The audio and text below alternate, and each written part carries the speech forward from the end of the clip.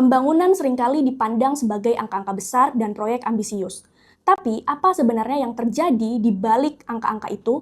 Bagaimana kebijakan yang katanya untuk memperkuat ketahanan negara justru malah memperburuk ketidakadilan, terutama pada kelompok rentan, yaitu perempuan. Pada video kali ini, kita akan membahas dan mengungkap bagaimana militer yang semakin kuat dan memperluas justru malah mengecam hak-hak masyarakat dan juga hak-hak perempuan.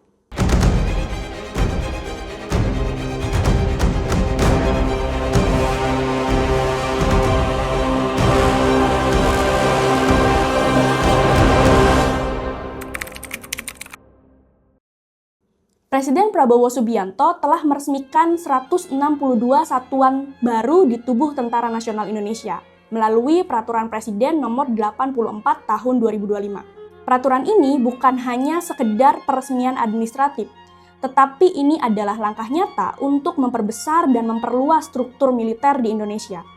Pertanyaannya, apakah ini benar-benar hanya untuk memperluas dan memperkuat pertahanan negara? Atau justru malah memperkuat kontrol negara terhadap ruang-ruang sipil yang justru malah meremahkan suara-suara masyarakat, terutama perempuan. Peraturan ini lebih banyak memperkenalkan satuan TNI yang baru, mulai dari Komando Militer Daerah sampai Teritorial Pembangunan. Akan tetapi, ekspansi ini tidak hanya menyoal untuk pertahanan di perbatasan, tetapi ini adalah bentuk pengontrolan di ruang-ruang sipil yang justru malah berpengaruh pada kehidupan kita sehari-hari. Terlebih, kebijakan ini sering digunakan untuk mengamankan proyek-proyek besar yang bisa jadi dan tidak dipungkiri justru malah mengabaikan hak-hak dasar warga negara, terutama perempuan. Baru-baru ini di Rampowang, Luwu Utara, warga menolak pembangunan markas Batalion Teritorial 872 Andi Jema. Itu tanah adat yang mereka kelola selama berabad-abad. Tanah itu merupakan sumber penghidupan mereka. Meski tanah tersebut bukan tanah negara, tetapi pembangunan tetap dilakukan tanpa adanya musyawarah dengan warga. Ketika warga melakukan penolakan, aparat hadir justru untuk mengamankan proyek tersebut. Dan yang terdampak adalah perempuan. Militerisme bukan hanya sekedar pertahanan, ia adalah patriarki yang sudah ada sejak lama dan justru malah memperkuat kontrol terhadap perempuan.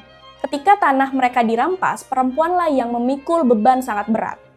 Militerisme tidak pernah netral gender, ia justru malah menguatkan kontrol dan juga menguatkan ketidakadilan serta ketimpangan gender. Perempuan di Rempowang tidak hanya memperjuangkan tanah mereka, tapi juga memperjuangkan hak hidup mereka. Terlihat jelas di sini bahwa militerisme sangat berpengaruh terhadap ruang-ruang hidup perempuan di perdesaan maupun di wilayah adat. Keamanan sejati bukanlah banyaknya satuan di wilayah-wilayah maupun pembangunan-pembangunan yang diselesaikan. Keamanan sejati adalah ketika negara dapat menjaga hak-hak warga negara dan menjaga hak-hak warga negara yang paling rentan, terutama perempuan, untuk bisa hidup layak dan juga hidup aman. Perempuan Rempowang bukan ancaman, mereka adalah kekuatan warga negara yang memperjuangkan haknya, memperjuangkan hak dasarnya. Pembangunan yang mengabaikan keadilan bukanlah pembangunan, itu adalah kekerasan yang dilembagakan.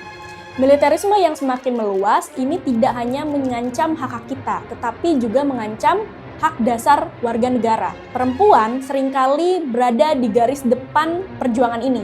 Jika mereka melawan proyek-proyek yang tidak adil, mereka bukanlah ancaman. Mereka justru adalah peringatan untuk kita semua bahwa keamanan sejati datang dari perempuan yang mendapatkan rasa aman dan diakui secara warga negara.